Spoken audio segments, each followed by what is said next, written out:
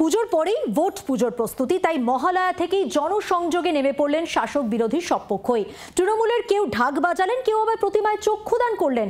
মহালয়ার সকাল সকালই নমর নাম করে ছুটলেন বিজেপি নেতারাও।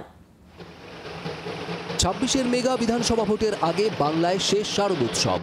রবিবার পিতৃপক্ষের অবসানের মধ্যে দিয়ে শুরু হয়ে গেল মাতৃপক্ষ। একই সঙ্গে শুরু হয়ে গেল নেতাদের পুজো কেন্দ্রিক জনসংযোগও। মহালয়ার সকাল থেকেই জনসংযোগে নেমে পড়লেন শাসক বিরোধী সব পক্ষ। পুজোর ঢাকে কাঠি পড়ে গিয়েছে। সকাল সকাল সুরুচি সংঘের পুজোর ঢাক বাজালেন রাজ্যের ক্রীড়ামন্ত্রী অরূপ বিশ্বাস।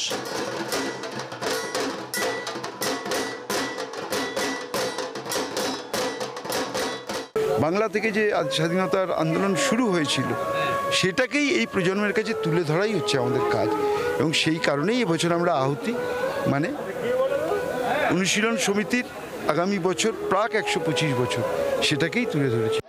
কাশী বসলেনে প্রতিমায় চক্ষুদান করলেন আরেক মন্ত্রী শশী পাঁজা।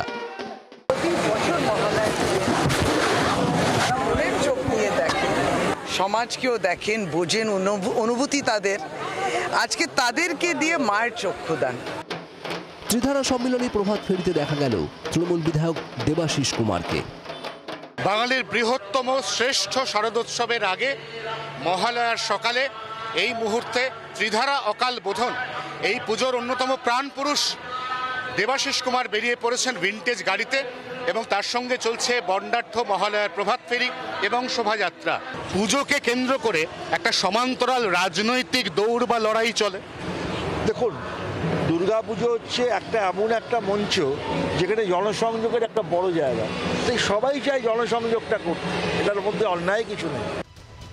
জনসংযোগে পিছিয়ে নেই রাজ্যের প্রধান বিরোধী দল বিজেপিও।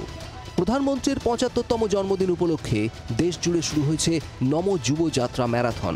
এদিন সকালে সিমলা স্ট্রিটে স্বামীজির বাড়ির সামনে ম্যারাথনের সূচনা করলেন রাজ্য বিজেপির শীর্ষ নেতারা। এরপর শ্যামবাজার 5 মাথার মোড় পর্যন্ত ছুটলেন সুকান্ত মজুমদার, রাহুল সেনারা। মূল লক্ষ্য হচ্ছে নেশামুক্ত ভারত তৈরি। ভারতবর্ষের প্রধানমন্ত্রী নরেন্দ্র মোদীর জন্মদিনকে কেন্দ্র করে সে নেশামুক্ত ভারত তৈরির জন্য উদ্দেশ্য নিয়ে আজকে আমাদের যুব সমাজ দৌড়চ্ছে। পিতৃপক্ষের অবসান, দেবীপক্ষের সূচনা। ভোটমুখী বাংলায় উৎসবের মোড়কে শুরু হয়ে গেল শারদ রাজনীতিরও। ব্যুরো রিপোর্ট, জি 24 ঘন্টা। বাংলার আওয়াজ, বাঙালির আবেগ, জি 24 ঘন্টা।